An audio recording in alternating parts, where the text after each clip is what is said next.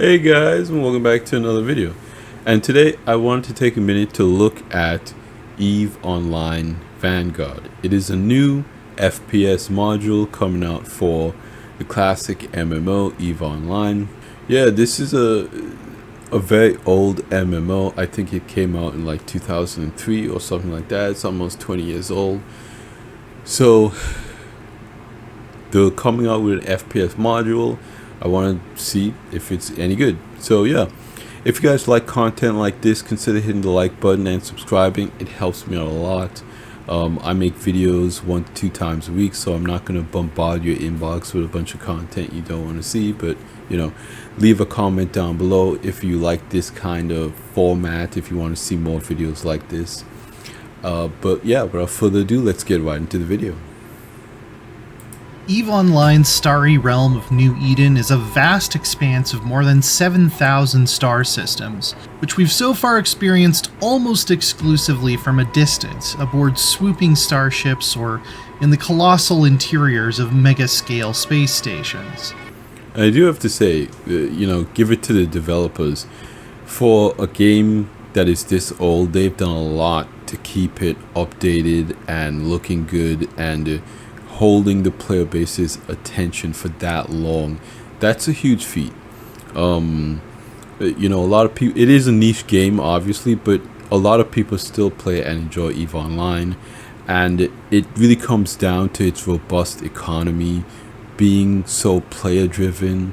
It really is very unique in the industry, and so I gotta give hats off to developers here, you know, in doing what they've accomplished with EVE Online.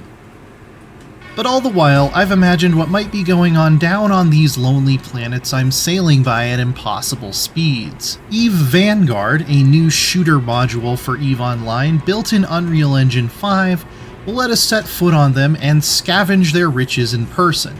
Well, sort of. Okay. This isn't CCP's first attempt at an FPS set in the EVE universe. From 2013 to 2016, they operated Dust 514, an on-foot experience that was eventually shut down due to low player numbers. Vanguard represents a fresh attempt at introducing human. Okay, so we're looking at actual gameplay of the module, and I'm assuming that IGN here had an opportunity to play this mode a little bit. And the UI doesn't look too bad, and of course it's being made in Unreal Engine 5, so it visually looks pretty good in my opinion. You know, I'll talk a little bit more about my thoughts on, you know, the idea of adding in an FPS module in a game like this. Obviously, you know, CIG has done something similar with its modules. 320 added a lot of quality of life improvements for Arena Commander, and I do think that there is a benefit in kind of isolating these different gameplay loops for the community who want to engage with them.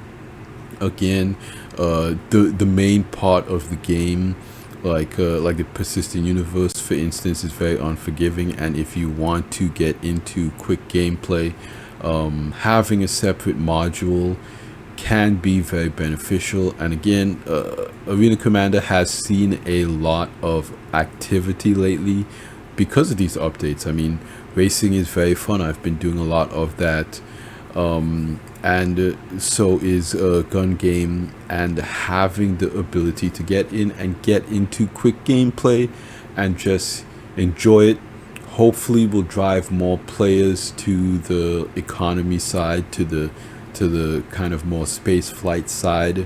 People might get introduced to the FPS module or pick up the game because of that, and then decide to do more of another one.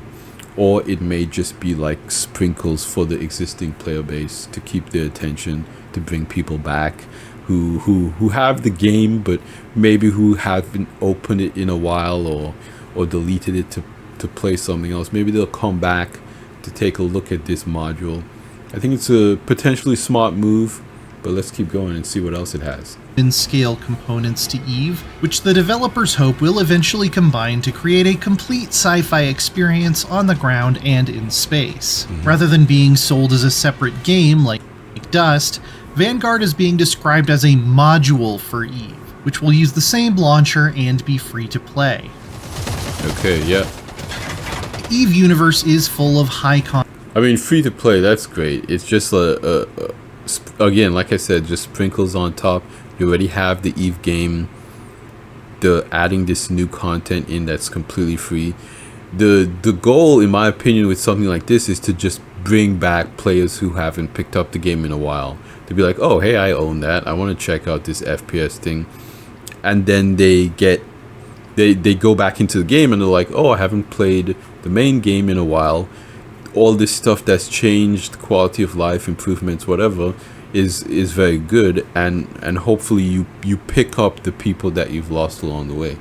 And I mean, kind of a similar thing happens in Star Citizen when they release a new patch cycle. Is people who haven't played the game in a while because it was getting stale or boring or whatever come back to look at the new patch and look at the new content. So in my opinion, I do think it's vital to kind of do these new little things for your core player base. Just like a free update of a new module like this could be huge for the player base to get people back involved again. And I think it's a smart move by EVE Online's developers. Concept, high-tech ideas, and Vanguard is no exception, so stay with me here. When you load up Vanguard, you will be taking on the role of an infomorph. This is separate from the Capsuleer character who pilots your starships in EVE Online, though they similarly make use of cloning technology to achieve functional immortality. This character will burst their mind into specialized war clones called Vanguards, or the ones that actually do the running and shooting. If you die, you can just activate a new clone. That's kind of like, you know, what we have in Star Citizen, honestly, where you die and you regenerate, and your brain is essentially uploaded into the body of a new clone. I think this is a good, like, smart, kind of immersive lore reason for what's going on. You know, having multiple lives in a video game is kind of one of those things that can be potentially immersion breaking, and that little side story to kind of explain kind of how you keep coming back to life in these crazy situations, you know, kind of makes sense. Again, EVE Online is very technically advanced. I don't know how far in the future it takes place, but having this technology and doing that, I think is kind of like a good way to, you know, kind of give that nod to the lore in the game and keep people invested. The gameplay we've seen so far definitely takes a lot of cues from the extraction shooter genre. You'll deploy your clone planetside, fight NPC enemies and other players to retrieve valuable loot, and when you feel like you've gotten enough to make an excursion worth your while, call for an evac. Okay, so it's like an extraction looter shooter. Again, that genre is getting a lot more popular now because of Tarkov. And you know, that can be fun. You just go in, you find loot and different stuff that you can use to level up your character. Then you extract once you get the stuff you want. Rinse and repeat. In my opinion, it's kind of like the safe play, I would say, for an FPS game mode. But I think it makes sense for the lore of the game and kind of what they're trying to do to it. Now, if it's something where you can tie the gameplay that we're seeing here into the other game, like for instance, when you go, you have like different missions that you can do and you get paid for those missions, and that money you could use on your ships in the other game. So in my opinion, that would really drive people to play this game mode. So they'll essentially be like, oh, okay, they'll have another way to make money in the game. Instead of mining or crafting or doing combat, they could actually just go down into this module and they can make money, or maybe they can get, like, you know, different computers for their ship, like maybe some cool loot that's on this planet is like the black box, or an AI from a ship that crashed. You retrieve that ship AI and you put in your ship in the other part of the game, and then all of a sudden your ship is now better. So kind of by like tying the two games together like that will kind of make it feel less like a module and kind of more like, okay, they're just two parts of me. Like my clone on the ground doing ground stuff is helping my clone in the spaceship doing the flight stuff. So again, I don't know if they're exactly doing that, but in my opinion, that's a good path that they could take to make the loot more valuable for people to go into this module and get. Doing so will send up a beacon and make you a target for nearby players who might want to steal your take right out from under you, though. So knowing when and where to hail a space cab is critical. While you can play Vanguard solo, it won't be easy. It's very much a dog-eat-dog ecosystem in the EVE tradition, and so a coordinated team will have a decisive advantage over the lone wolf. Of course, you can always try to make ad hoc alliances with other Vanguards you run into along the way, but there's no guarantee. I do want to say the gunplay doesn't look too bad. It looks pretty, again, with multiplayer and silver type things, you get those things with, players jotting around, and, for the most part, it looks pretty good. I mean, this might be a closed test, so it might seem better than the final product. It does say here very big on the screen that this is pre-alpha footage, but that is like the netcode stuff. That is one of those things that's hard to get right, and if they do get that right, this might be a very fun and cool experience. Now, he says that this is kind of like a squad type thing, that's not so easy to do solo. That's interesting. It's one of those things that the developers might have to balance once more people test it. But the important thing is to just have a lot of people test it and play it, and if they look at player feedback of this module and take it seriously and continue to balance the game moving forward based on that feedback, I think the players would be really interested in something like this. Guarantee they won't betray you for a bigger share in the end. Maybe you ought to betray them first, just in case.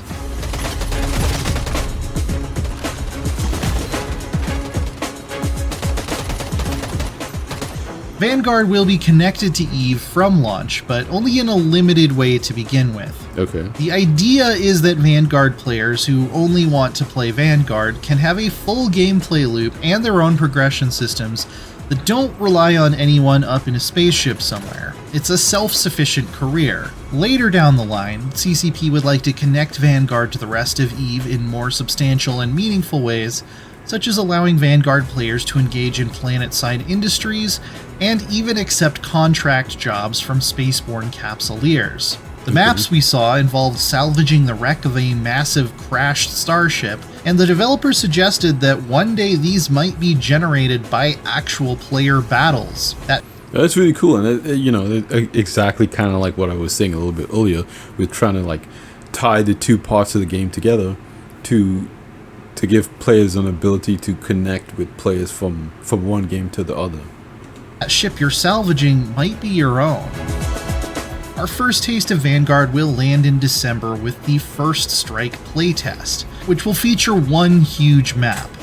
In the future, CCP would like to use carefully controlled randomness to generate more war zones based on the countless planets scattered around New Eden. We shouldn't expect anything of a similar scope to No Man's Sky, though, since some amount of hands-on authoring is beneficial to make a fun shooter map, and it's just not possible to generate these from complete randomness and meet that high standard. For more on the latest upcoming games, don't miss out on our recent previews of Final Fantasy VII Rebirth and Assassin's Creed Mirage. Okay, so I don't want this video to be too long, so I'm just going to give you guys my final thoughts. I think the footage that we saw looks pretty good. Of course, it's Unreal Engine 5. They're getting a lot better with just making stuff look good. I mean, UE5 is kind of like a no-brainer engine for a lot of developers to use at this point, especially with all the drama that's going on with Unity right now. I mean, even Unreal Engine 5 is having its own issues. I recently saw they laid off a bunch of people, but I think the developers are making a good decision with making it free and making it a module of the main game and planning to tie the two games in together. I think all of those decisions are good. Now, you might make some comparisons between this and maybe, you know, Elite Dangerous Odyssey. Adding that on foot gameplay might not always work because it might not be what players want. A lot of people that play EVE Online are really into it because of the economy gameplay, because of that kind of less hands-on gameplay. A lot of EVE Online players more I don't want to generalize here, but they're kind of into that kind of spreadsheet gameplay, is basically what I'm saying. So to have an FPS module, there will be a part of the community that really isn't as interested in FPS combat type stuff. But I know a little bit about Dust 514, and that was like a PlayStation 3 game exclusively, and I think that was part of the reason for the low player counts. You know, when you have that separation between the main game and like the FPS game, you really divide your player base. And again, that's kind of something that I felt like happened with Odyssey. You know, the difference between the kind of older version of Elite Dangerous and then Odyssey coming out kind of split the player base, and you don't want to do that. Whenever you're making a new game or a new module, you want to make sure it's in the same launcher, it is a part of the same purchase. Like if you buy EVE Online, if you're you know playing it, if you're invested in EVE Online, you want all of that investment, that time, to carry over to the new game. And if you can offer that to players, then they will consider investing in this new thing as well, their time and their effort and their money and all that kind of stuff. I think it's a good idea. Only time will tell how it works out, how popular it is. But yeah, let me know what you guys think in the comments down below. It's one of those things where the game is so old now. Obviously, they need to do things to keep it fresh, to keep the player base engaged, to attract new people. The company, it's a business, it's a game, and they want people to play it and enjoy it. And if you make a product, you want to, you know, especially if it's an MMO, you're continually supporting this thing. So yeah, that's basically my thoughts. I want to know what you guys think in the comments down below. But that's gonna be it for me here today, you guys. Like I always say at the end of these videos, like the video if you liked it, subscribe if you want to see more, and I will see you guys in the next one. Salute.